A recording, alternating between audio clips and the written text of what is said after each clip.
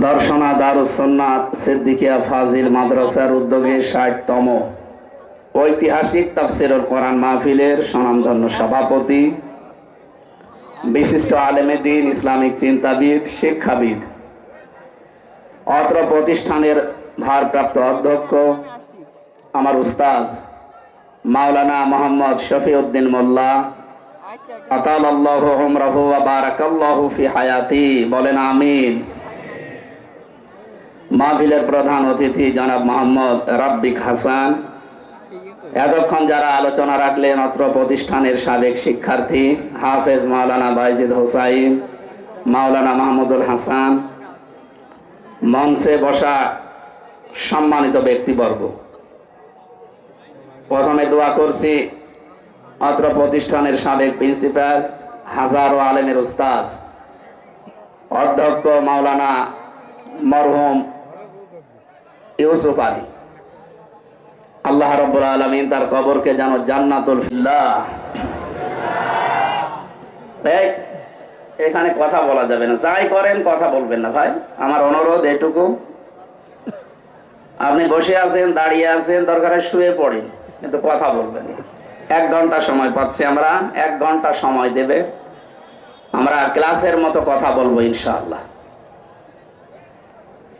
কোরআন যারা শুনতে আসে আল্লাহ তাদেরকে 2টা দায়িত্ব দিয়েছেন, কারণ এটা সাধারণ অনুষ্ঠান না, এটা এখন ইবাদত চলছে।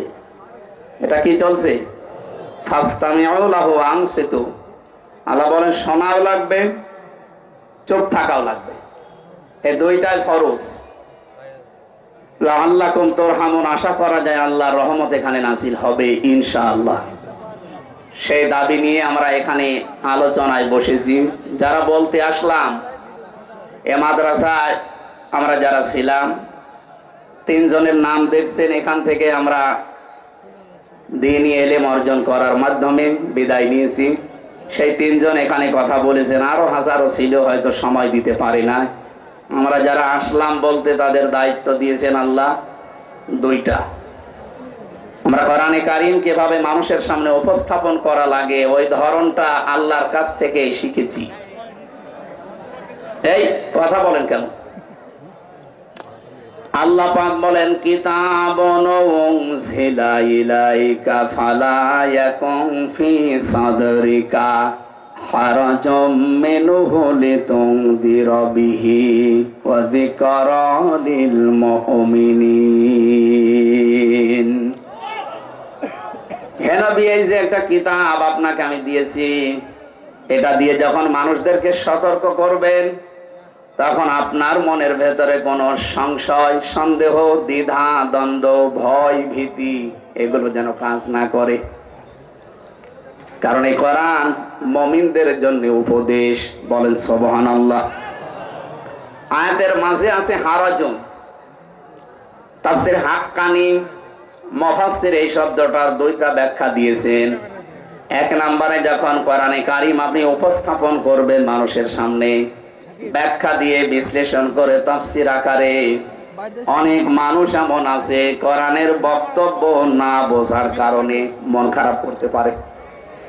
এই মানুষ দেশে এখন নেই, এই 15.5 বছর আরো বেশি ছিল। এরা কোরআনের বক্তব্য না বুঝে আন্দাজে মন খারাপ করতো, রাগ করে থাকতো। কথা বলেন ঠিক কিনা? যেহেতু এখন স্বাধীন হয়ে গেছে, এখন আর নেই। হ্যাঁ, এখনো আছে। জালেম বিদায় নিয়েছে, কিন্তু মুনাফিক এখনো জাতির ভেতরে আছে। কারণ মুনাফিক তৈরি হয় ইহুদি, খ্রিস্টান, বৌদ্ধ, হিন্দু, মাজুসি এদের ভেতরে নয়। মুনাফিক তৈরি হবে কিয়ামত পর্যন্ত মুসলমানদের ভেতরে। কথা বুঝতেছে? এখন যদি কেউ জিজ্ঞাসা করে আমি ইহুদি দেখতে চাই, আপনি ইসরায়েলে যাবেন, খালি ইহুদি পাবেন। খ্রিস্টান দেখতে চাই, আমেরিকায় যাবেন, ওখানে শুধু খ্রিস্টান পাবেন। কেউ যদি বৌদ্ধ দেখতে চাই, এই যে পাশের রাষ্ট্রে মায়ানমারে যান, বৌদ্ধ পাবেন। কেউ যদি বলে হিন্দু দেখবো, আমাদের পাশে আছে দর্শনার বর্ডার দিয়ে যান, শুধু হিন্দু পাবেন। কেউ যদি বলে আমি মুনাফিক দেখবো, সারা পৃথিবীর 257টা রাষ্ট্র আছে, আমার মনে হয় সবচাইতে বেশি মুনাফিক বাস করে বাংলাদেশ। কেন? কারণ ৯৬% মুসলমান এখানে আমরা। আর নবীজি ইন্তেকালের আগে জানিয়েছেন মুনাফিক তৈরি হবে শুধুমাত্র মুসলমানদের ভেতরে। এই কারণে আজ ৫৩ বছরে বাংলাদেশে কোরআন কায়েম হয় না। ৯৬% যেখানে মানুষ মুসলমান দাবি করছি, সে দেশে কোরআনের আইন চালু করতে এত বছর সময় লাগবে কোন কারণে বলেন? এই জন্য আমরা জালেম থেকে মুক্ত হলেও মুনাফিক থেকে এখনো মুক্ত হতে পারিনি। আরে মুনাফিকেরা কোরআনের আলোচনা শুনে না বুঝে মন খারাপ করতে পারে, সম্ভাবনা আছে না? দেখেন তো আজকে কোনটা মন খারাপ করে? যেইটা মন খারাপ করে রাগ করবে, মনে করবেন ওটা কি? হ্যাঁ। দ্বিতীয় নম্বর হারাজনের ব্যাখ্যা হচ্ছে, হে নবী, আপনি যখন কোরআনে কারিমের তাফসীর করবেন, তাফসীর মানে স্পষ্ট করা, খুলে ফেলা। উন্মুখ কাছিরে আছে, ষড়যন্ত্রটা এমন পর্যায়ে পৌঁছিয়েছে যে পাহাড় পর্যন্ত তার জায়গা ছেড়ে চলে যাবে। ১৫.৫ বছরের যে ষড়যন্ত্র, যতগুলো আপনি হয়তো খেয়াল করেননি সূক্ষ্মভাবে, এমন জায়গায় তারা পৌঁছিয়েছে, একটা জাতিকে পুরা নাস্তিক বানাতে যা লাগে সব পায় তারা করেছিল। এমনকি সমকামিতা পর্যন্ত দেশে জারি করার সব লাইন খোলা ছিল। এটা যেহেতু এখনো বন্ধ হয়নি, এই যে আয়াত পড়লাম, এটা কিন্তু লূত আলাইহিস সালামের জামানায় যারা সমকামী ছিল তাদের বিরুদ্ধে আল্লাহ নাযিল করেছিলেন। আজ যারা বাংলাদেশে মানব অধিকারের অফিস খোলার নামে সমকামিতার অফিস ঢাকাতে খুলতে চাচ্ছেন, এদেশে একটা মুসলমানও যদি জীবিত থাকে এ স্বপ্ন সাধ পূরণ হবে না। সে যে যাই করেন, যত বড় ক্ষমতার অধিকারী হন, আমাদের কাছে সব সমান। কথা বলে না কেন? যদি ঈমান থাকে আমাদের। শব্দটা খেয়াল করেছেন, পরের শব্দে আল্লাহ মাকার না দিয়েছেন, জামা মুতাকাল্লিম। আল্লাহ বলেন ওরা ষড়যন্ত্র করেছিল আর আমি আল্লাহ নিজে কৌশল অবলম্বন করলাম। মাকারা ওয়া হুম লা ইয়াশউরুন, এমন কৌশল করেছি যারা বুঝতেও পারে নাই। আমি আসার সময় গাড়িতে আয়াতটা মিলাচ্ছিলাম, দেখি আল্লাহর কৌশলটা কেমন। ফানজুর কাইফা কানা আকিবাতু মাকরিহিম আন্না দাম্মারনাহুম ওয়া কওমাহুম আজমাইন। আল্লাহ পাক বলেন, নবী আপনি একটু নজর করে দেখেন, ফানজুর কাইফা কানা আকিবাতু মাকরিহিম, যারা ষড়যন্ত্র করেছিল এই দেশে ইসলামের বিরুদ্ধে, মানবতার বিরুদ্ধে, হাজার হাজার বছর আগে লূত নবীর জামানায় ওই অবিশ্বাসীরা মানবতাকে পুরা উল্টিয়ে ফেলেছিল। আল্লাহ যে সিস্টেম দিয়েছিলেন নারী আর পুরুষের, অথচ পুরা উল্টিয়ে ওরা সমকামিতায় লিপ্ত হয়েছিল। এদের এই ষড়যন্ত্রের কি জবাব আমি দিয়েছি, এর পরিণাম আপনি একটু দেখেন। আন্না, অবশ্যই আমি আল্লাহ নিজে, দাম্মারনাহুম, আমি নিজে তাদেরকে ধ্বংস করে দিয়েছি, আকাউমাহুম আজমাইন, এবং তাদের পুরা জাতিকে আমি আল্লাহ নিজে প্রতিশোধ নিয়েছি। প্রতিশোধের ধরনের পরের আয়াতে আল্লাহ একটু দিয়েছেন। আমি যতগুলো তাফসীর মিলিয়েছি, প্রত্যেকটা মুফাসসির আয়াতের তাফসীর করতে গিয়ে সবাই এক কথা লিখেছেন, ফাতিলকা বুয়ুতুহুম খাফিয়াতাম বিমা যালামু। আল্লাহ পাক বলেন এই সেই ঘর, এদিকে তাকান। আল্লাহ যেন তার এই আঙ্গুল দিয়ে দেখাচ্ছেন, এজন্য ফা দিয়েছেন। ফার গ্রামার অনুযায়ী 13টা অর্থে ব্যবহার হয়। তিলকার আগে ফা দিয়ে আল্লাহ বোঝাচ্ছেন আমার কুদরতি আঙ্গুল দিয়ে আমি দেখালাম। ফাতিলকা বুয়ুতুহুম, বাইতুন না দিয়ে বুয়ুত বহুবচন দিয়েছেন, হোম দিয়েছেন জমির বহুবচন। আল্লাহ পাক বলেন এই সেই ঘর, আপনি একটু তাকান এই ঘরের দিকে। খাবিয়াতান, জনশূন্য করে দিয়েছি, উজাড় গৃহ বানিয়ে দিয়েছি। বিমা যালামু, তাদের এই জুলুম করার কারণে এই ঘরের ভেতরে বসে এরা জুলুম করতো, এই জন্য ঘরের দিকে তাকান। আমি কুষ্টিয়ায় আসার সময় দেখেছি যে এই টর্চার ছেলে নির্যাতন করা হবে এই ঘরের ভেতরে, তারা পায়তারা করতো। এই ঘরের ভেতরে জুলুমের যত কিছু এরা এরা এরা সরঞ্জামাদি এক জায়গায় করে রেখেছিল।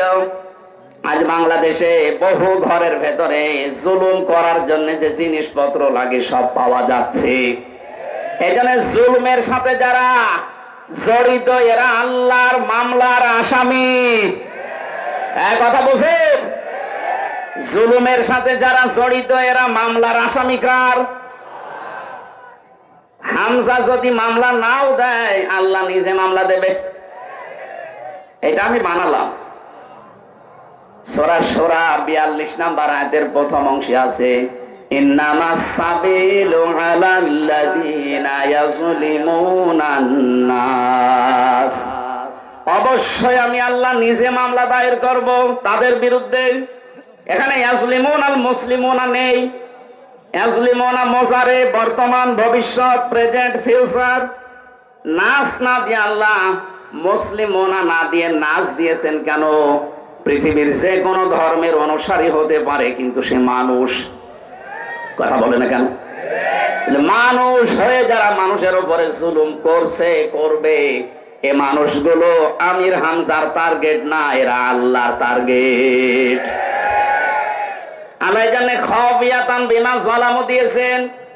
তাদের ঘর বাড়ি পর্যন্ত যেখানে জুলুম করা হয়েছিল এমন অবস্থা বানিয়েছি আজকেও সেখানে বাস করে না। আমার মনে হয় অনেক বাড়িয়ে বাংলাদেশে এখন জাতীয় টয়লেট হয়ে গেছে। গত পরশুদিন দেখলাম পেপারে ঢাকার ওই বাড়িতে যেখানে এক নজর দেখার সঙ্গে সঙ্গে অনেকে আবেগ নিয়ে সোমা দিত। কি আপনি দেখেননি এর আগে কত মানুষ সেখানে এক নজর দেখতে পারলে সোমা দিত? অথচ এখানে এখন দেখলাম এই 2 দিন আগের পেপারে অনেকে দলবদ্ধ হয়েছে প্রসাব করছে। 3 মাসের ব্যবধানে যদি এই অবস্থা আল্লাহ করে দিতে পারে, কিছুদিন যেতে দেন, ওইটা আন্তর্জাতিক টয়লেট হয়ে যাবে। কেন হবে টয়লেট? আমি হজ করেছিলাম 16 সালে। তাওয়াফ করার পরে আমি ঘুরছিলাম উপর দিয়ে, হঠাৎ দেখি আমার পেটে ব্যথা, খুব যন্ত্রণা। এক পুলিশকে ডাক দিয়ে বললাম, ইয়া হে ভাই, আমার পেটে তো ব্যথা করছে। এতক্ষণ তো আমি ভালোই ছিলাম। পুলিশ আমারে বলছে, ইয়া হাজিউল হুজ্জা তাইনা বিলাদুকা। ও হাজি, দেশ কোথায়? যে তুমি বাংলাদেশ। বাংলাদেশ থেকে এসেছি। আমারে বলছে, আপনি জানেন না এটা কোন জায়গা? না তো, এটা আবু জাহেলের বাড়ি। আপনি এখনো পায়খানা না করে দাঁড়িয়ে আছেন, তাড়াতাড়ি করেন। এটা কোরআন শরীফ আমার সামনে। সত্যি কথা বলছি, পায়খানা করে দেখি আমার পেটের ব্যথা যন্ত্রণা ভালো হয়ে গেছে। আল্লাহ মনে হচ্ছে আমারে জানাতে চেয়েছে, হামজা এত টাকা খরচ করে 6000 কিলোমিটার পাড়ি দিয়ে আসলে, আরে শয়তানের বাড়ি পায়খানা না করে চলে যাবা, তাড়াতাড়ি করো।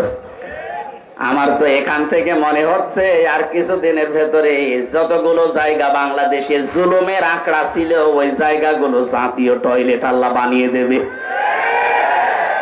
এদেশের যাদের পেটে ব্যথা হবে, আমার মামলার বাদী যদি সলিমদ্দি কলিমদ্দি হতো, 3 দিনও আমার জেলে থাকা লাগতো না। অথচ 3টা বছর আমার জীবন থেকে নষ্ট হয়ে গেছে। 30 বারের উপরে মামলা উঠেছে, জামিন হয়নি। মামলার বাদী সলিমদ্দি না, সরাসরি যিনি পালিয়েছে উনি। ওরা 2 বোন তো পালিয়ে বেঁচেছে। আমরা আহ্বান জানাবো, এদেশ থেকে যারা বাইরের দেশে যায় তাদেরকে আমরা রেমিটান্স যোদ্ধা বলি। কথা বলেন না কেন? আপনারা নিজেরাই যখন বলতেন আমাদের স্বামী স্ত্রীর সম্পর্ক, সুতরাং আমরা স্ত্রী হিসাবে আপনাকে মেনে নিয়েছি। স্বামীর বাড়িতে আছেন, আর একজন তার দোলা ভাইয়ের বাড়িতে আছে। 2 বোন মেলে অন্তত 3 মাসে 1 লাখ টাকা করে দিলেও 3 লাখ টাকা হয়। এত বড় বিশাল ঋণের বোঝা দিয়ে গেলেন আমাদের মাথার উপরে, আর 3 লাখ টাকা আজ পর্যন্ত 3 মাসে দিতে পারলেন না। কিসের বিদেশে আছেন আপনারা? আমরা চাই আপনারা রেমিটেন্স পাঠান। অন্তত কিছু না হোক, স্বামীর পকেট মারা টাকা তো দেওয়া যায়। 3 মাস বসে আছেন, পকেট মারা যাচ্ছে না। হাজি সাহেব বলে হয়তো মারছে না, এই 8-9 দিন আমরা দেখতে পাচ্ছি একটা মিথ্যা কথা ছড়িয়ে বেড়াচ্ছে সারা বিশ্বের মোড়লদের কাছে যে আমি নির্বাচিত ছিলাম, আমাকে উৎখাত করা হয়েছে। এটা ডাহা মিথ্যা কথা। এটাকে যদি ঘোড়াকেও জিজ্ঞাসা করে যে 15.5 বছরে যারা ছিল ওরা কি নির্বাচিত ছিল, ঘোড়াও হাসবে। মানে এটা কথা বললেন, 15.5 বছরে তো নির্বাচনই হয়নি, তো নির্বাচিত হইলো কি করে? কোরআনে কারীম জানিয়েছে হুয়া জাতাবাকুম, সূরা হজের 78 নম্বর আয়াতের মাঝের অংশে আছে আল্লাহ বলেন আমি আল্লাহ নিজে তোমাদেরকে নির্বাচিত করি। দর্শনাবাসী, নির্বাচিত করা হয় যে পদ্ধতিতে তার নাম নির্বাচন। কথা বলেন না কেন? নির্বাচনই তো 15 বছর হয়নি, আপনি নির্বাচিত হইলেন কি করে? আমি চাই একটা হাসি মানুষ এত বড় ডাহা মিথ্যা কথা বলে পৃথিবীর মানুষের কাছে আমাদেরকে যেন আর কালার করেন না, কারণ আমি নিজে হাসি তো আমার গায়েও লাগে। কথা বলেন না কেন? আপনার ওই কর্মকাণ্ড দেখে আমাকেও মানুষ বলবে পাঁচি। আমি আপনার জন্য গালি খেতে চাই না, অন্তত যাই বলেছেন থামেন। আপনার এই আজে বাজে মিথ্যা কথার কারণে আজ হাজারো মানুষ মিথ্যা আশ্বাস পেয়ে এদেশের ভেতরে মাঝে মাঝে বিশৃঙ্খলা করতেছে। এখানে জুলুম যারা করে, জুলুমের সরঞ্জামাদি যারা তৈরি করে রাখে, এরা সরাসরি টার্গেট কার? কিয়ামতে যিনি নিজে বিচারপতি, নিজে বিচার করবেন, তিনি মামলার বাদী। দেশের প্রধান আমার মামলার বাদী ছিল, এজন্য আমার জামিন হয়নি। আপনি হিসাব করে দেখেন, এদেশে 1628টা চেয়ার ছিল, এই চেয়ার না। যারা 2 জন পালিয়েছে ওনাদের 2 জনের 2টা চেয়ার ছিল, একজনের আসল চেয়ার আর একজনের অদৃশ্য চেয়ার। বাকি এখনো 1627টা চেয়ার মিলে যারাই ছিল, আমি যতটুকু লেখাপড়া করে বাস্তবতা মিলিয়েছি, প্রত্যেকটা চেয়ারে যারা সব জালেম, হয় জালেম নয় জালেমের সহযোগী। এক কথা বলে না কেন? তিরমিজি শরীফের হাদিস, নবীজি বলেন কেউ যদি জেনে শুনে কোন জালেমকে সাপোর্ট করে, সহযোগিতা করে, তার পেছনে থাকে, অথচ লোকটা জানে যে ওই লোকটা জালেম, তাহলে সে আমি নবীর উম্মত থেকে বের হয়ে যায়। 15.5 বছরে যারা জুলুম করেছেন, জুলুমের সহযোগী ছিলেন, সাপোর্ট দিয়েছেন, ভালোবেসেছেন, সে যেভাবেই হোক তার পেছনে ছিলেন, আপনি কিন্তু আর নবীর উম্মতের ভেতরে নেই, আপনি বের হয়ে গেছেন। আমরা চাচ্ছি এই মিথ্যা প্রলোভন দিয়ে, উস্কানি দিয়ে এদেশে যেন আর কোনো বিশৃঙ্খলা তৈরি না হয়। কথা বলেন না কেন? আমি খবিয়াতান পড়েছি বারবার, কেন? এই ভালো করে বুঝবেন। আল্লাহ বলেন ফাতিলকা বয়সটিতে ঈমানের দাবিদার তারা, যাদের সামনে আল্লাহর নাম উচ্চারণ হলে ওদের অন্তরাত্মা কেঁপে ওঠে। অজিলাত কুলুবুহুম, তাদের কলবে কাঁপ ধরে। ওয়াইদা তুলিয়াত আলাইহিম আয়াতুহু যাদাতহুম ঈমানা, তাদের সামনে কোরআনে কারীম তেলাওয়াত করলে, ব্যাখ্যা বিশ্লেষণ যখন করবেন, হেনবি দেখবেন তাদের ঈমান যা আছে ওটা আরো বেড়ে গেছে।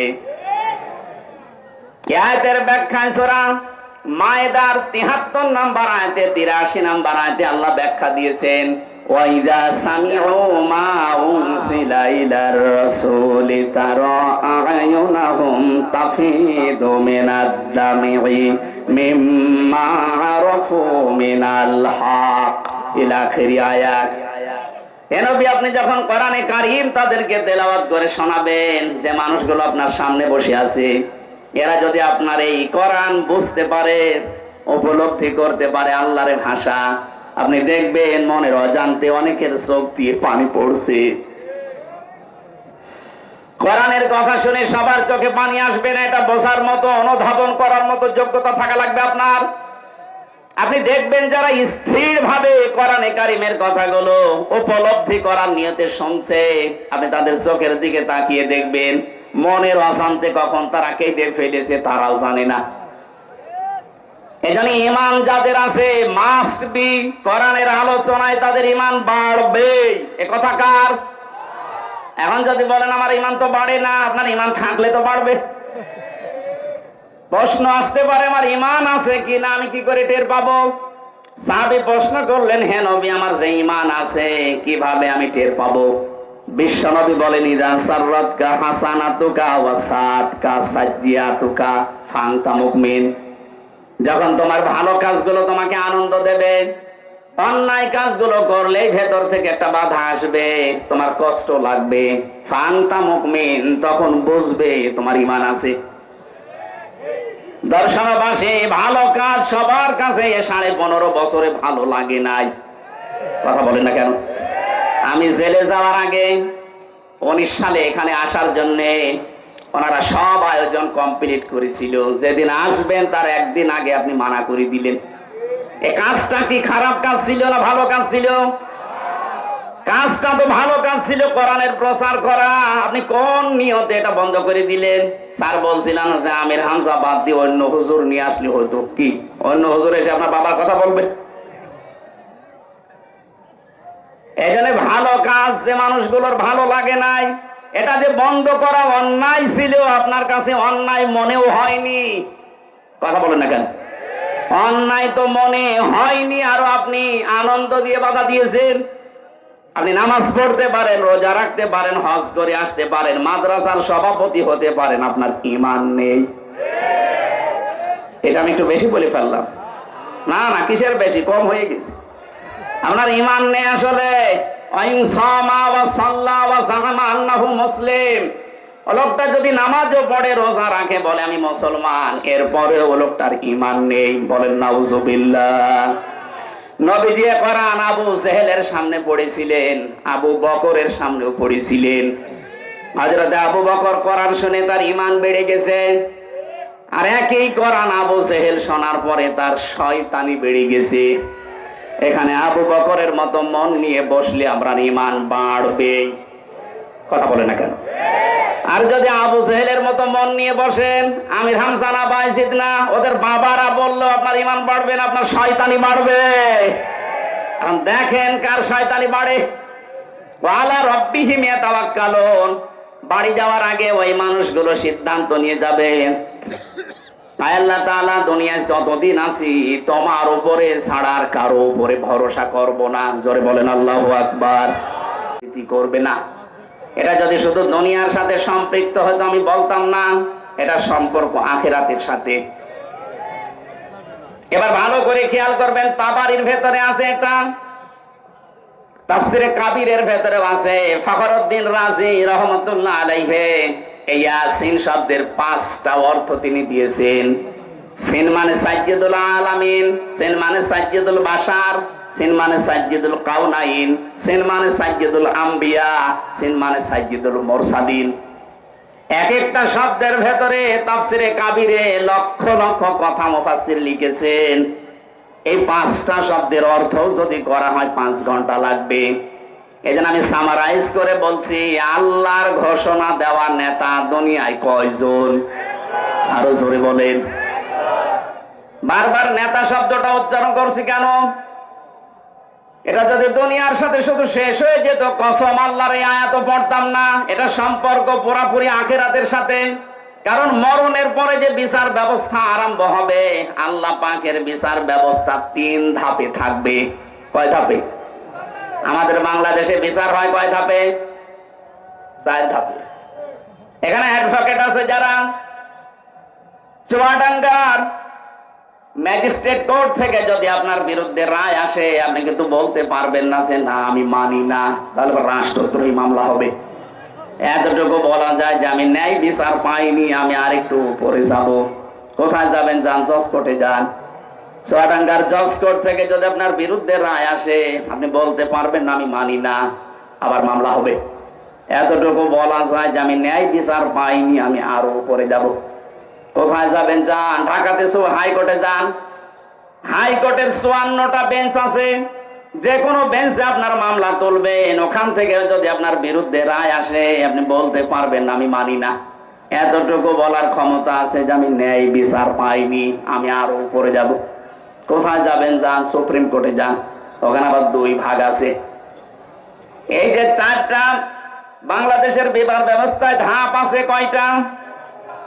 আল্লাহ বলেন কিয়ামতের দিন আমিও বিচার ব্যবস্থা সাজাবো। ধাপ দিয়েছি 3টা। প্রথম ধাপেই মানুষকে আপনার সামনে দাঁড় করাবো। স্রেফ একা একা। এখান থেকে শিক্ষা পাবেন একটা, সূরা মারইয়ামের 95 নম্বর আয়াতে আছে, ওয়া কুল্লুহুম আতিহি ইয়াউমাল কিয়ামাতি ফারদা। আল্লাহ বলেন কিয়ামতে প্রতিটি মানুষকে আমার সামনে দাঁড় করাবো বিচারের জন্য প্রথম ধাপে একা একা। কয়জন করি বলেন বলেন, কি বুঝলেন এখান থেকে? এই বাংলাদেশ, ভারত আর পাকিস্তান, এই তিনটা দেশে এই ঝামেলাটা আছে। বহু মানুষ আজ পীরের নামে, দরবেশের নামে ধোঁকা দিয়ে অনেককে বোকা বানিয়ে এই শিক্ষা দিচ্ছে, তোর কোনো চিন্তা নেই, কিয়ামতের দিন আমি আছি, তোকে বাঁচিয়ে দেব। এমনকি অনেকে এই বিশ্বাস নিয়ে কথা বলেও ফেলে, কিয়ামতে আমার দাদা যান, আমার বাবা যান, লক্ষ লক্ষ মরিদ নিয়ে হাজির হবে। এটা দেখা মিথ্যা কথা, কোরআনের আয়াতের সাথে মেলে না। কোথায় পেয়েছেন এই ভণ্ডামি? কিয়ামতে আল্লাহ আপনাকে ডাকবে বিচারের জন্য, কয়জন করে? আলেম কত বসে আছে দেখেন তো, কুল্লুহুম আতিহি ইয়াউমাল কিয়ামাতি ফারদা, একা একা ডাকবে। এটা শুনে শেষ করে দিয়েছেন না, এখান থেকে শিক্ষা নেওয়া দরকার। কিয়ামতের কঠিন ময়দানে আল্লাহ কিন্তু আপনাকে একা ডাকবেন। এবার আপনি ভাবেন তো, আপনার এই 50 বছর, আমার এখন 33 বছর, যাদের 50, 60, 70 বছর, আপনি একটু পেছনের দিকে তাকিয়ে বলেন, এখন যদি আপনি পটল তোলেন, চোখ বন্ধ হয়ে যায়, এই 70 বছর আল্লাহর সামনে দাঁড়িয়ে জবাব দেওয়ার মতো কায়দা আছে?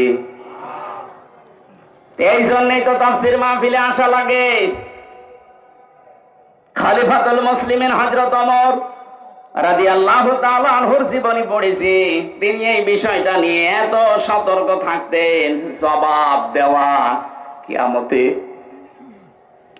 কারণ একা একা ওঠা লাগবে, স্রেফ একা একা।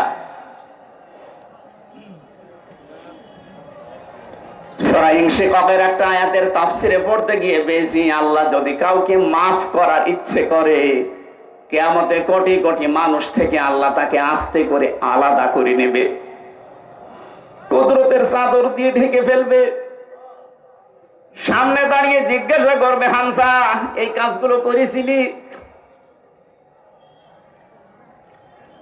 জবাব যখন দিতে থাকবে, হ্যাঁ আমি করে ফেলেছি, আমার ভুল হয়ে গেছে, আল্লাহ তুমি আমারে মাফ করে দাও, চোখের পানি, অনুশোচনা, অনুতপ্ত, এগুলো দেখে আল্লাহ বলবেন, যা গোপনে তোরে মাফ করে দিলাম।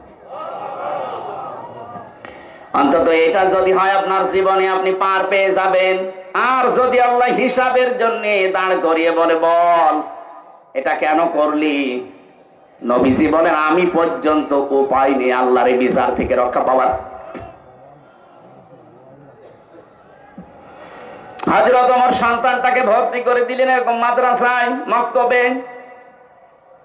প্রধান বিচারপতি ওই দেশে ওই সময় হযরত আলী, তার ছেলে হোসাইনকেও ভর্তি করে দিয়েছে হযরত আব্দুল্লাহ বিন ওমর। তারপরে বলেন তো, এই যে অবস্থায় আমরা আছি, বারবার আমি নেতা শব্দ নিয়ে এসেছি এই কারণে, কোরআনে কারীম জানিয়েছে 124 নম্বর আয়াত, এটা সূরা বাকারার 1 নম্বর পারা 18 নম্বর পৃষ্ঠার 5 নাম্বার লাইনে আছে, ওয়াইযিবতালা ইব্রাহিমা রাব্বুহু বিকালিমাতিন ফাতাম্মাহুন্না ক্বালা ইন্নী জাইলুকা লিন-নাসি ইমামা। আমি ইব্রাহিমকে পদে পদে পরীক্ষা নিয়েছিলাম বিভিন্ন কালিমার মাধ্যমে। আমার ইব্রাহিম প্রতিটি পরীক্ষায় উত্তীর্ণ হয়েছে, পাশ করেছে। আমি আল্লাহ শেষ পরীক্ষায় খুশি হয়ে তাকে মানুষ জাতির জন্য, মানব জাতির জন্য ইমাম বানিয়ে দিয়েছি।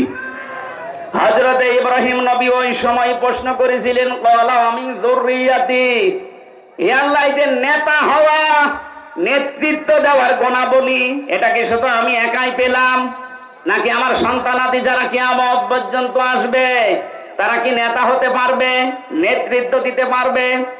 আল্লাহ সঙ্গে সঙ্গে জবাব দিয়েছেন, ক্বালা লা ইয়ানালু আহদিস যালিমিন। এখানে যারা আরবি গ্রামার বসে, ইয়ানালু এটা মুজারি, বর্তমান, ভবিষ্যৎ, প্রেজেন্ট, ফিউচার, শেষে আল্লাহ যালিমিন দিয়েছেন।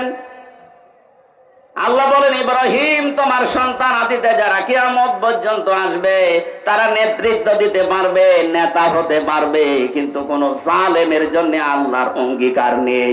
ইয়াতে মুফাসসির ফি জিলালিল কোরআনে লিখেছেন, জালেমের জন্য নেতা হওয়া অবৈধ, হারাম। অথচ এই 53 বছরে যে যত বেশি জুলুম করেছে সে তত বড় নেতা ছিল। কথা বলে না কেন? বিশেষ করে 15.5 বছরে যে যত বেশি জুলুম করেছে মানবতার উপরে, দেশের মানুষের উপরে, তার নিজের উপরে, সে বড় নেতা হয়ে গেছে।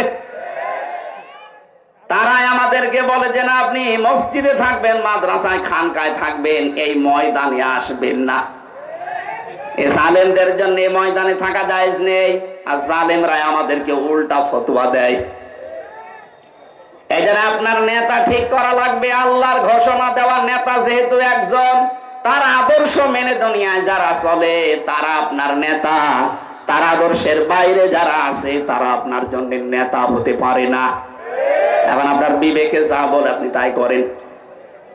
তেলাওয়াত করেছিলাম কোরআনে কারিমের 6666টি আয়াতের মাত্র একটা আয়াতের এক অংশ, 3 ভাগের 1 ভাগ আমি পড়েছি।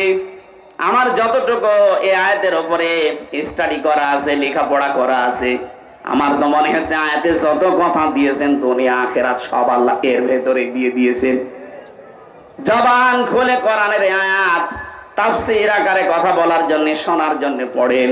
আউযু বিল্লাহি মিনাশ শাইতানির রাজীম। বিসমিল্লাহির রহমানির রহিম।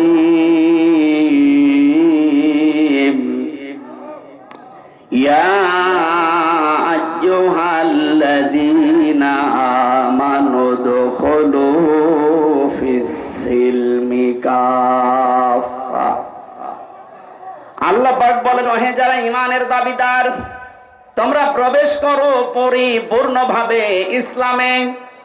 কোথায় আল্লাহ প্রবেশ করতে বললেন? আরো জোরে বলেন। এখানে শব্দের আগে, সিনের আগে উপরে যদি কেউ সিনে জবর দিয়ে পড়ে তাহলে হয় সালমন। সালমন শব্দের শাব্দিক অর্থ শান্তি। যদি আপনি সিন দিয়ে পড়েন তাহলে বাংলা অর্থ আসবে, ইমানদারেরা তোমরা শান্তির ভেতরে প্রবেশ করো। সিনের নিচে জের দিয়ে পড়লে বাংলা অর্থ দাঁড়াবে সিলমন। সিলমন মানে ইসলাম। সিলমন মানে কি? তোমরা প্রবেশ করো ইসলামে। কেউ যদি আল্লাহকে প্রশ্ন করে, আল্লাহ আমি ইসলামে প্রবেশ করেছি, আল্লাহ বলেন না, 5টা বিষয় তোমার প্র্যাকটিক্যাল লাইফে দেখানো লাগবে। যদি 5টা বিষয় দেখাতে পারো যে হ্যাঁ, তাহলে তোমার ইসলামে পরিপূর্ণ প্রবেশ করা হয়েছে। এবার দর্শনাবাসী আমি সহ যারা এসেছি, এই একটু খেয়াল করবেন, এই 5টা বিষয় যদি আপনার জীবনে জন্ম থেকে শুরু করে মৃত্যু পর্যন্ত থাকে তাহলে বুঝবেন আপনি ইসলামে পরিপূর্ণ প্রবেশ করেছেন। আর যদি 4টা থাকে, 1টা না থাকে, আপনি আংশিক প্রবেশ করেছেন, এখনো পরিপূর্ণ হয়নি। আল্লাহ কি ইসলামে প্রবেশ করতে বললেন পুরাপুরি না আংশিক? কেউ যদি পুরাপুরি প্রবেশ করতে চায় তার প্রথম আলামত পাবেন এইটা, সে আনুগত্য করবে, আত্মসমর্পণ করবে। তাহলে প্রথম আলামতটা আমাদের ভেতরে আছে কিনা দেখি তো। আমাদের যিনি জাতির পিতা যার নাম বললাম, তিনিও আনুগত্য করেছিলেন, আত্মসমর্পণ করেছিলেন। সূরা বাকারার 131 নম্বর আয়াতে আল্লাহ এই দলিল দিয়েছেন, ইয ক্বালা লাহু রাব্বুহু আসলিম ক্বালা আসলামতু লিরাব্বিল আলামিন। হযরত ইব্রাহিমের কথা স্মরণ করো, যখন তার রব বলেছিলেন সারেন্ডার করো, আত্মসমর্পণ করো, তিনি সঙ্গে সঙ্গে বিনা প্রশ্নে, বিনা চিন্তা ভাবনায় বলেছিলেন, আমি মহান রব্বুল ইজ্জাত ওয়াল জালালের কাছে আত্মসমর্পণ করলাম। আত্মসমর্পণ কেউ করলে তার জীবনে 7টা কাজ পাওয়া যাবে। কয়টা? না আপনারা শুনছেন না? এই শুনতেছেন? কেউ যদি ইসলামে প্রবেশ করে তার আলামত 5টা। কেউ যদি আত্মসমর্পণ করে প্রথমটা, তার জীবনে কয়টা কাজ পাওয়া যাবে? 7টা। বলেন বলেন। 1 নম্বরে আমাদের জাতির পিতা তিনি দেখাচ্ছেন, এর পরের আয়াতে আছে ওয়াসাসা বিহা ইব্রাহিম বানিহি ওয়া ইয়াকুব। স্মরণ করো ওই সময়ের কথা যখন তোমাদের জাতির পিতা হযরত ইব্রাহিম তার সন্তান, তার যারা সন্তান ছিল তাদেরকে তিনি ওসিয়ত করেছিলেন, উপদেশ দিয়েছিলেন, এমনকি ইয়াকুব নবীও কি দিয়েছিলেন? ইয়া বুনাইয়া ইন্নাল্লাহা আস্তাফা লাকুমুদ্দিন ফালা তামুতুন্না ইল্লা ওয়া আনতুম মুসলিমুন। হযরত ইব্রাহিম প্রথমে বলেছিলেন, হে আমার কলিজার টুকরা সন্তানেরা, অবশ্যই আল্লাহ তোমাদের জন্য চয়ন করেছেন, নির্বাচিত করেছেন, মনোনীত করেছেন এই পৃথিবীতে একটা দিনকে। কয়টা দিন? এই জন্য দিনের আগে এখানে আলিফ লাম দেওয়া আছে। আল্লাহ আমাদের জন্য নির্বাচিত করেছেন মাত্র একটা দিনকে। এখন দিন কি? বাংলাদেশে অধিকাংশ মানুষ আমরা মনে করি দিন মানে ইসলাম, দিন মানে ধর্ম। দিন মানে কি? এই যে ধর্ম বলে যারা চালিয়ে দেন, ধর্মের ইংরেজি একটা শব্দ আছে রিলিজিয়ন, অথচ দিন শব্দের 19টা অর্থ আমি পেয়েছি আরবি অভিধানের ভেতরে যতগুলো আছে, একটাও দিন মানে ধর্ম লেখা পাইনি। দিন মানে একটা পেয়েছি 19টা, আর কনস্টিটিউশন, সংবিধান। এটা আমরা বাংলাদেশে অনেকে না বুঝলেও ফেরাউন কিন্তু হাজার হাজার বছর আগে ভালো করে বুঝেছিল, দিন মানে সংবিধান। হযরতে মুসা আলাইহিস সালামকেও হত্যা করার জন্য জাতির লোকের কাছে বলেছে, ওয়াকালা ফিরআউনু দারুনি আকতুল মুসা ওয়া লিয়াদউ রাব্বা ইন্নাহুম ইয়াসহারু ইলা ইন্নী আখাফু আইয়ুবাদদিলা দীনাকুম ইলা আখিরি আয়াত। সূরা মুমিনের 26 নম্বর আয়াতে আল্লাহ জানিয়েছেন, ফেরাউন বলেছিল আমাকে ছেড়ে দাও, আমি মুসাকে হত্যা করব, সে তার রবকে ডাকুক। আমি আশঙ্কা করছি, আমি ভয় পাচ্ছি সে আমার দিনকে উল্টিয়ে দেবে। এখানে দিন মানে সংবিধান, রাষ্ট্রের নিয়ম নীতি। বাংলাদেশে আজ দিন মানে ধর্ম মনে করে অনেকে আনন্দে আত্মহারা হয়ে আছে, অথচ ফেরাউন বুঝেছিল দিন মানে সংবিধান। আমরা যদি এইটা আজ বুঝতে পারতাম দিন মানে সংবিধান। এখন সংবিধান সংস্কারের কাজ চলছে 96% মুসলমানের দেশে। অন্তত 20 জন যদি উপদেষ্টা লাগে সংবিধান সংস্কারের জন্য, যারা দায়িত্বে থাকবে তার 18 জন আলেম লাওয়া লাগতো। তারা কোরআনে কারিমের সূরা ফুরকানে 74টা ধারা আছে। সংবিধান বানাতে এই 74টা ধারায় যথেষ্ট। এই ধারাগুলো যদি ব্যক্তি, পরিবার, সমাজ আর রাষ্ট্রে কায়েম করে দেওয়া যায় সংবিধানের মাধ্যমে, এই বাংলাদেশ আবার মিনি জান্নাত হয়ে যাবে। দিন মানে সংবিধান, এটা আমরা অনেকে জানি না। দিন মানে ধর্ম মনে করে বসে আছি। যারা মনে করেন দিন মানে ধর্ম, অন্যান্য ধর্মের মতো 4500 ধর্ম এখন দুনিয়ায়। কত বলেন বলেন? দিন মানে যদি ধর্ম ধরেন, অন্যান্য ধর্মের কোন ধর্মের কথাগুলো তাদের প্র্যাকটিক্যাল লাইফে মানা হয় না, কিন্তু আমাদের দিনে, ধর্মে, আমাদের কনস্টিটিউশনে, সংবিধানে যে কথাগুলো আছে এগুলো যেখানেই পড়বেন, যেখানেই সেট করবেন, ওইটা আপনার বাস্তব জীবনে আগে মেলানো লাগবে। আপনি নামাজে দাঁড়িয়ে যদি বলেন ইন্নাদ-দীনা ইনদাল্লাহিল ইসলাম, ওইটা আপনার প্র্যাকটিক্যাল লাইফে থাকা লাগবে। যারা বলে আমাদের আল্লাহর নিকটে একমাত্র জীবন ব্যবস্থা ইসলাম, তারা ইসলামের বাইরে বিয়ে শাদীও করতে পারবে না। কথা বলে না কেন? এই যে বিয়ে শাদীতে যারা আজ অলিমা বাদ দিয়ে আর যারা বরযাত্রী খাওয়ার নিয়ম নীতি বানিয়েছেন, এটা ইসলাম না ইসলামের বাইরে? বলেন বলুন।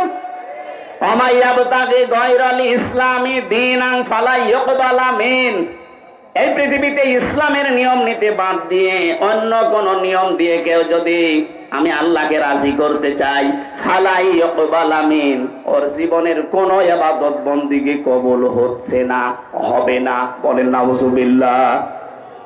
এই জীবনের ভেতরে বিয়ে শাদী আছে না নেই? আরো জোরে বলেন তো আছে না নেই?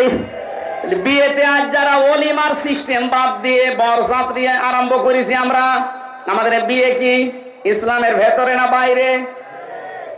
আজকে থেকে এই নিয়ম পাল্টাতে হবে। বিয়ে শাদী যদি করতে চাই, ছেলের বাড়িতে অনুষ্ঠান হবে, মেয়ের বাড়িতে না। আমি জানি আপনি মানবেন না, আমি বারবার বলছি, কারণ আমার 3টা মেয়ে ছেলে নেই। আমারে বাঁচা লাগবে না? আমি যা করেছিলাম, আমার শ্বশুর তো পেছনে আছি, যা করেছি ওটা বাদ, আমি যেন ধরা না খাই। আমাদের এই সিস্টেম ইসলামের ভেতরে নিয়ে আসা লাগবে, বিয়ে থেকে শুরু করে একেবারে আন্তর্জাতিক জীবন পর্যন্ত। ইসলামের বাইরে যেটা, ওটা আমরা মানি না। কথা বলেন ঠিক কিনা? এরা যদি শুধু বিয়ে শাদী হয়, এর বাইরে আর কিছু ইসলামে নেই? বলুন। এই যে অর্থনীতি আজ ধ্বংস হয়ে গেছে, এস আলম গ্রুপ ইসলামী ব্যাংক থেকে ৭৫,০০০ কোটি টাকা আত্মসাৎ করিস। আমাদের যদি ইসলামী অর্থনীতি দিন মনে হয়, এটা জীবন ব্যবস্থার ভেতরে মনে হয়, আজকে থেকে সুদ ভিত্তিক অর্থনীতি যত ব্যাংকিং ব্যবস্থা আছে সব ছেড়ে দেওয়া দরকার। সে সোনালী হোক, রূপালী হোক, চৈতালি হোক, যাই হোক, ইমানের দাবি পূরণের জন্য ইসলামী ব্যাংকে কারবার করেন। প্রশ্ন আসতে পারে, এটাকে সুদ মুক্ত? যতদিন যাকাত ভিত্তিক অর্থনীতি রাষ্ট্রীয়ভাবে কায়েম না হবে, ততদিন পর্যন্ত এ দেশে ফেরেশতাও যদি ব্যাংক খোলে, সেও সুদ খাবে। তারপরে ওরা চেষ্টা চালিয়ে যাচ্ছে, ওদের যে ইসলামের যে অর্থনীতির নিয়ম নীতিগুলো আছে, বায়ে সালাম, বায়ে মুআজ্জাল, বায়ে ইস্তেসনা, মুশারাকা, মুদারাবা, মুরাবাহা, এটা আবার প্রকার প্রকার ভাগ করা আছে। আপনি ইসলামী অর্থনীতিটা পড়ে ওদের সাথে মিলাবেন, মিলবে। কিছু আন্তর্জাতিক এবং জাতীয় নিয়ম নীতি আছে, ওগুলো মানা লাগবে। এটা পূরণ করতে হলে রাষ্ট্রীয়ভাবে যাকাত লাগবে। যাকাত যতদিন না কায়েম হয়, ততদিন আপনি ইসলামী ব্যাংকে কারবার করেন, গোনা হলে ওদের হবে, ওদের শরিয়া বোর্ড আছে। এবার প্রশ্ন আসতে পারে, কেন? এইদিকে তাকান। বিশ্বনবী নিজে 13 বছর মক্কায় নির্যাতিত, অত্যাচারিত, জুলুমের শিকার হয়েছেন না হননি? আরো জোরে বলেন। বাকি 10 বছর মদিনায় তিনি প্রেসিডেন্ট ছিলেন, শোনেননি এটা? এই যে 13 বছর উনি কি নামাজ পড়েননি? কথা বলেন।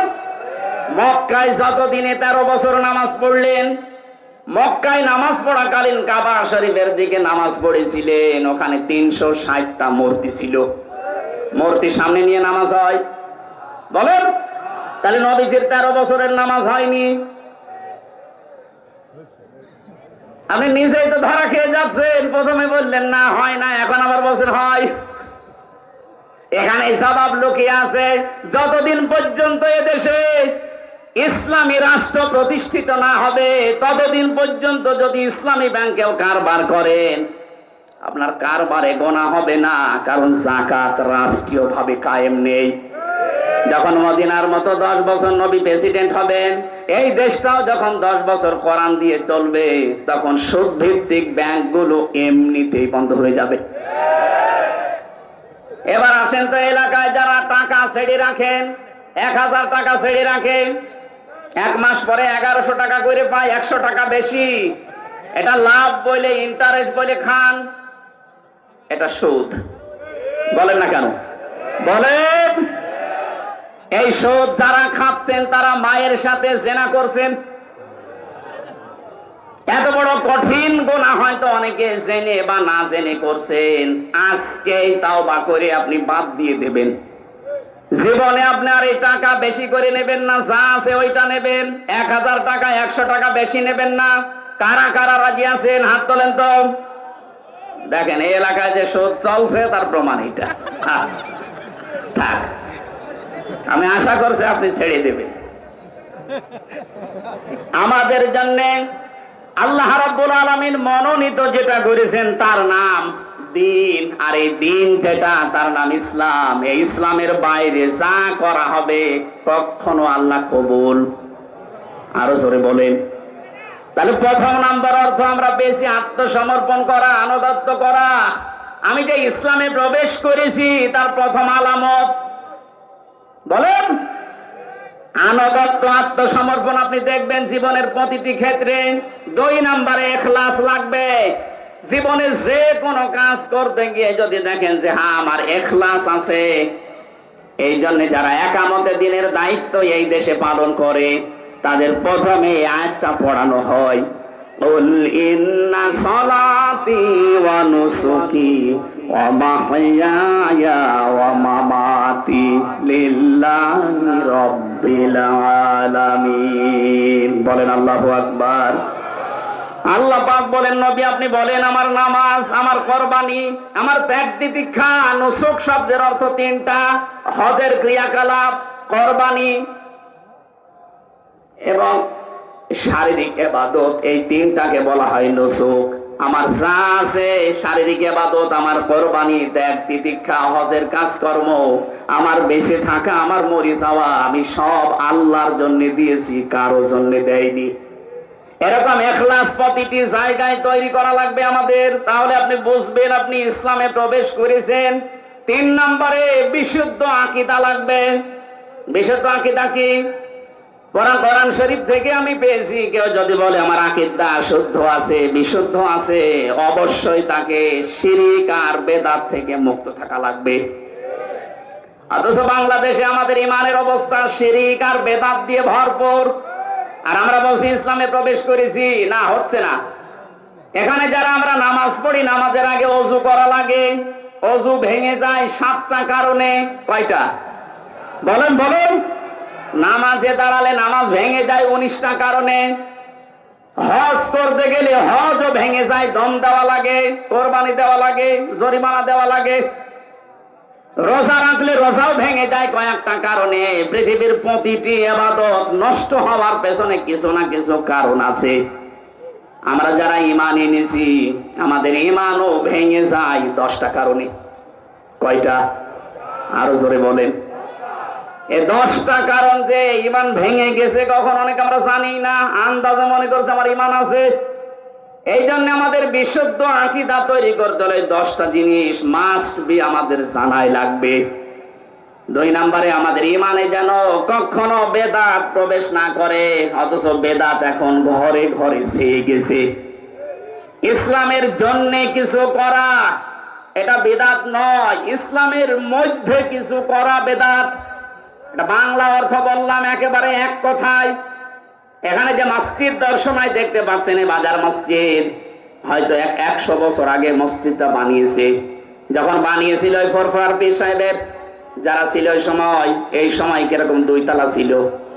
ওই সময় খড়কটা দিয়ে, টিন দিয়ে, ছাতা পাওয়ার কি খেজুরের পাতা, এই সমস্ত দিয়ে হয়তো বানিয়েছিল। দিন আজ যত যাচ্ছে, আজকে তাকান এখানে টাইলস লাগিয়েছে, মোজাইক পাথর দিয়েছে, এসি লাগিয়েছে, বিউটিফাই করেছে। এটা কি ইবাদতের মধ্যে না ইবাদতের জন্য? এই একটা থিওরি মনে রাখবেন, তাহলে বেদাত কেউ করাতে পারবে না। ইবাদতের জন্য আপনি যা করবেন বেদাত নয়, কিন্তু ইবাদতের মধ্যে যদি কিছু করেন, কথা বুঝতেছেন? এটা জিকির করা একটা ইবাদত। এই জিকিরের শব্দ তাহলে আলাদা থাকবে, যদি ইবাদত এর নিয়ম থাকবে আলাদা, পদ্ধতি থাকবে আলাদা, সময় থাকবে জিকিরের। কোরআনে কারিমে সূরা আরাফের 205 নম্বর আয়াতে আল্লাহ দলিল দিয়েছেন। রব্বুল আলামিন বলেন, আযকুর রাব্বাকা ফি নাফসিকা তাদাররুআ ওয়া খিফাতা ওয়া দুনাল জাহরি মিনাল কওলি বিল গুদুবি ওয়াল আসাল ওয়া লা তাকুম মিনাল গাফিলিন। এখানে জিকির যদি কেউ করতে চায় 4টা নিয়ম মানা লাগবে। 1 নম্বরে মনে মনে, 2 নম্বরে ভীত সন্তুষ্ট হয়ে, 3 নম্বরে উচ্চ আওয়াজ বাদ দিয়ে, 4 নম্বরে 1 নম্বরে আল্লাহ রাব্বুল আলামিন বলেন মনে মনে করবা।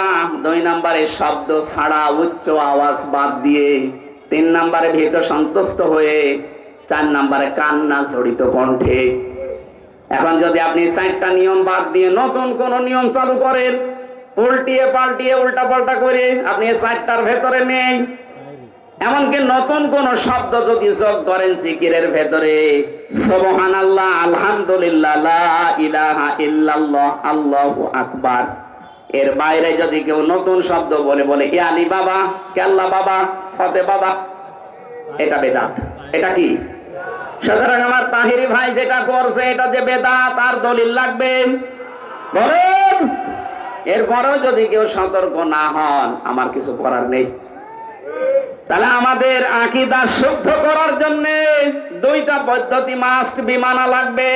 শিরিক এবং বেদাত মুক্ত হওয়া লাগবে আমাদের ঈমান।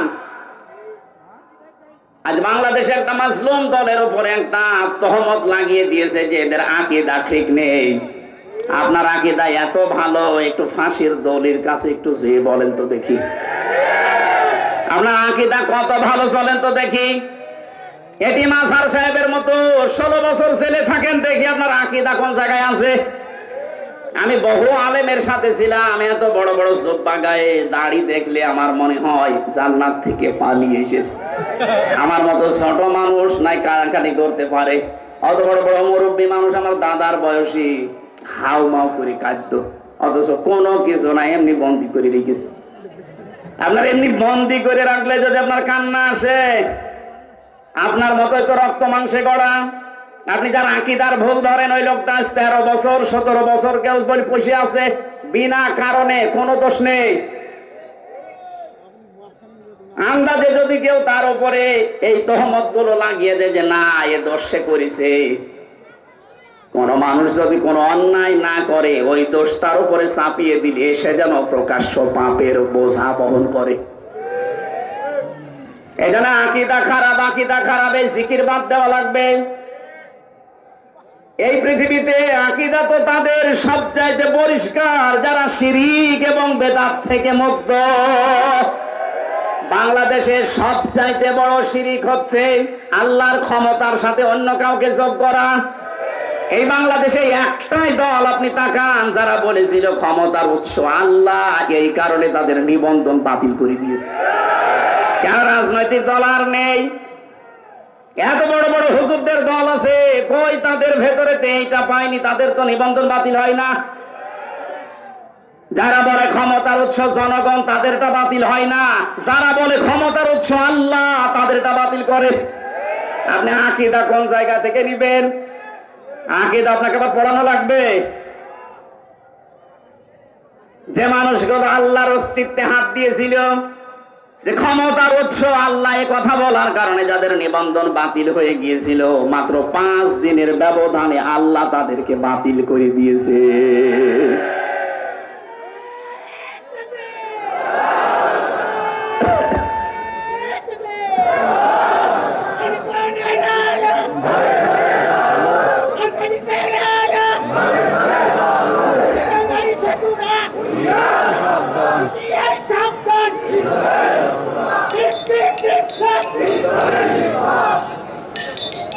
শেষ করে দেব, আমার কণ্ঠ পারছে না, শেষ করে দেব।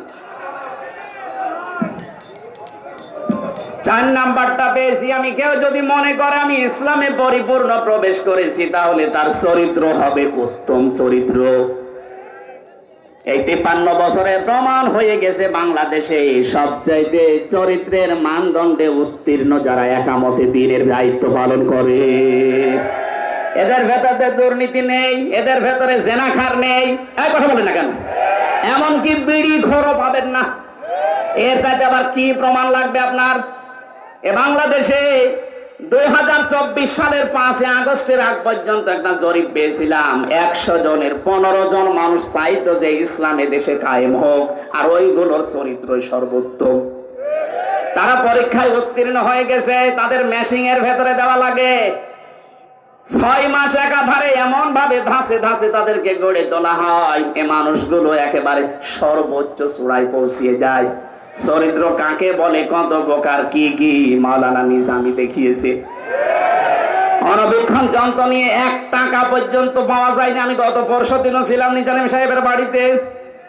একটা মন্ত্রী, তার বাড়ি এখনো টিনের, আর একটা মেম্বারের বাড়ি 8 তলা পাওয়া গেছে এই পাবনাতে।